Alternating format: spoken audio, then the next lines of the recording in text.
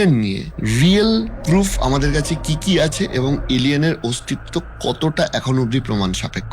আমরা সৌরজগতের একটি বাসিন্দা, পৃথিবী তার মধ্যে আছি। আমরা জানি সৌরজগতে একমাত্র পৃথিবীতে এখন অবধি প্রাণ পাওয়া গেছে। সম্ভাবনা আছে কয়েকটা জায়গায়, কিন্তু প্রাণ এখানে পাওয়া গেছে। আমাদের যে আকাশগঙ্গা বা মিল্কি ওয়ে গ্যালাক্সি, তাতে প্রায় 20,000 কোটি তারা আছে।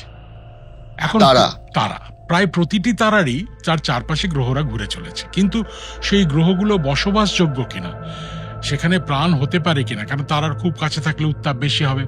আবার আমাদের হিসাব মতো জল না থাকলে, তরল জল না থাকলে প্রাণ খুব একটা হবে না, কিন্তু অনেক ধরনের হতেও পারে।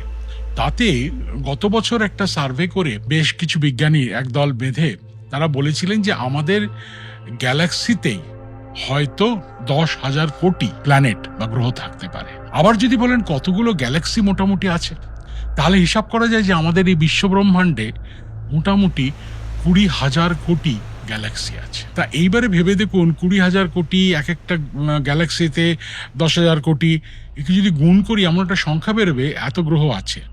তাহলে কি আমরা বলতে পারি অন্য কোথাও প্রাণ নেই, পৃথিবীতে প্রাণ আছে? সেটা সম্ভব না। সুতরাং প্রবাবিলিস্টিক্যালি দেখতে গেলে আপনার প্রশ্নের উত্তর এলিয়েন আছে।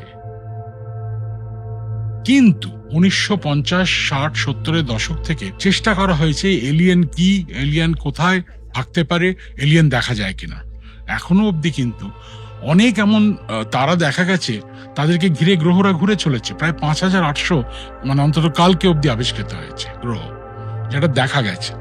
তার মধ্যে বেশ কিছু গ্রহকে কাছ থেকে দেখা গেছে, তাদের আবহাওয়া মণ্ডলের রাসায়নিক গঠন কিরকম জানা গেছে, বা তার আশেপাশের যে অন্য বস্তুগুলো আছে, গ্রহগুলো আছে, তারা তার সঙ্গে কি সম্পর্ক রেখে চলেছে, বা গ্রহটা তারাটা থেকে কত দূরে, সেখানে তাপমাত্রা এমন কিনা যেখানে জল থাকতে পারে, এই সমস্ত হিসাব নিকাশ চলেছে।